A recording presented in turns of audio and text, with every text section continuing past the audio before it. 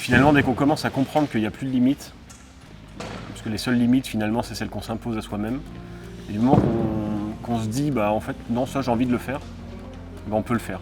Voilà. Comme j'ai dit, en termes de pratique sportive, tout est adaptable à l'individu. Donc on peut faire différemment, parfois, mais on peut faire.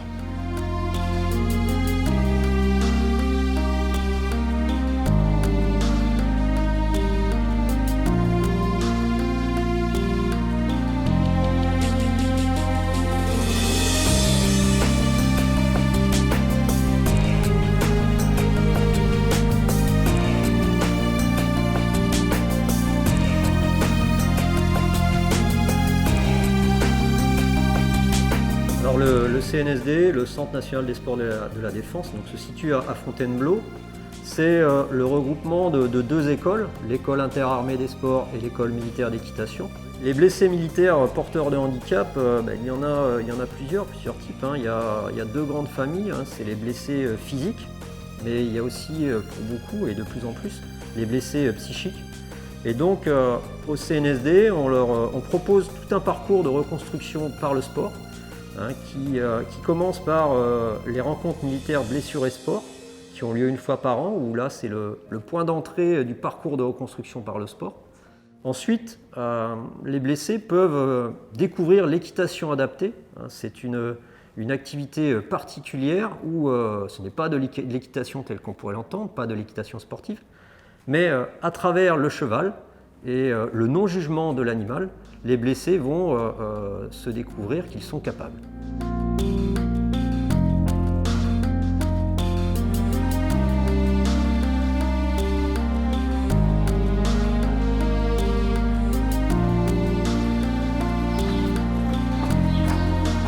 Se retrouver avec un animal déjà qui ne juge pas, hein, c'est déjà un bien-être, hein, le fait qu'ils sortent de chez eux, hein, puisque le cheval est là, mais ils sont sans jugement. Et c'est ça qui va les intéresser en fait.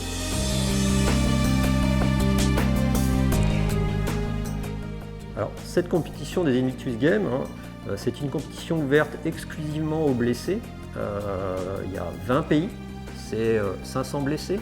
C'est 1000 amis et familles, puisque la particularité de ces Invictus Games, c'est que le blessé peut être accompagné par 2 membres de sa famille ou amis. Donc 10 disciplines, que ce soit l'athlétisme, le tir à l'arc, le rameur, le développé couché, la natation, et puis des sports collectifs comme le volley assis, le rugby fauteuil ou le basket fauteuil. Voilà, le blessé s'inscrit dans 1, 2, 3 disciplines et concours avec d'autres membres de la délégation française, mais aussi concours face aux autres nations. Ma blessure est psychologique, donc auditif mais psychologique, donc voilà, qui s'est déclaré. J'étais blessé en 2012 et mon SPT s'est déclaré en 2017-2018. Le 18e, c'est un moment de cohésion entre camarades blessés. Donc ça permet de se réunir, d'être bien et physiquement et psychologiquement. L'objectif du blessé, pour nous, c'est de le rendre autonome dans sa pratique sportive. Et si elle passe par la compétition, tant mieux. Hein, il va pouvoir s'épanouir à travers la compétition, il va pouvoir représenter la France pour certains d'entre eux, quand ce sont des compétitions internationales.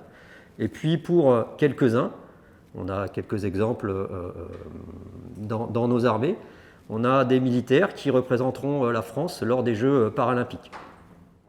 Moi j'ai été blessé en 2016 au Mali. Donc pendant l'opération Barkhane, en fait, on rentrait d'un convoi logistique du Nord Mali à Kidal, on rentrait sur la base avancée de Gao. Et, sur le retour, j'ai pris ce qu'on appelle un IED, donc un Improvised Explosive Device, ou en français un engin explosif improvisé, qui a donc détruit mon véhicule blindé et qui a créé de grosses lésions, surtout au niveau de ma jambe droite. Finalement, il y a tout un tas de choses pour lesquelles vous pouviez prétendre à faire, que vous ne pouvez plus, parce que physiquement, il y a des choses dont vous êtes devenu incapable. Même si, là j'ai réussi à me relancer en termes de sport, parce que Au niveau sportif, tout est adaptable finalement, en termes de pratique. Malheureusement, professionnellement parlant, une fois qu'on n'est plus apte, on ne peut pas adapter. Donc c'est assez compliqué. Donc ça a eu un impact quand même assez fort. Personnellement en premier lieu, parce que c'est ça qui est touché vraiment durement au tout début. Et dans un second temps, professionnellement parlant, parce qu'effectivement, tout ce qu'on avait établi comme plan de carrière, faut tout revoir parce que finalement, c'est plus possible. Donc, ce sera ma première participation aux Invictus Games. Mais en tout cas, j'en suis très content. Et dans un coin de ma tête, il y a quand même aussi les Paralympiques de 2024 parce que ça se passe en France. Et voilà, c'est une des premières choses que je me suis dit sur mon lit d'hôpital en 2016 en regardant les Paralympiques. Justement, je me suis dit, il n'y a pas moyen, un jour, il faudra que j'y sois. Le retour du Mali a été très difficile, c'est-à-dire que c'était un retour au mois de mai, et pendant les 2 mois qui ont suivi, jusqu'à ce que je prenne 4 semaines de vacances, 4 ou 5 semaines de vacances pendant l'été, j'étais effectivement absent. J'étais au travail, mais comme absent. Quand j'étais encore dans la mission, je n'arrivais pas à revenir en France. Voilà. Même en famille, c'était compliqué. C'est quelque chose qui m'a profondément marqué, c'est que oui, je venais de perdre un soldat. En tout cas, je ne savais pas encore qu'il était mort, mais je me doutais bien que c'était compliqué.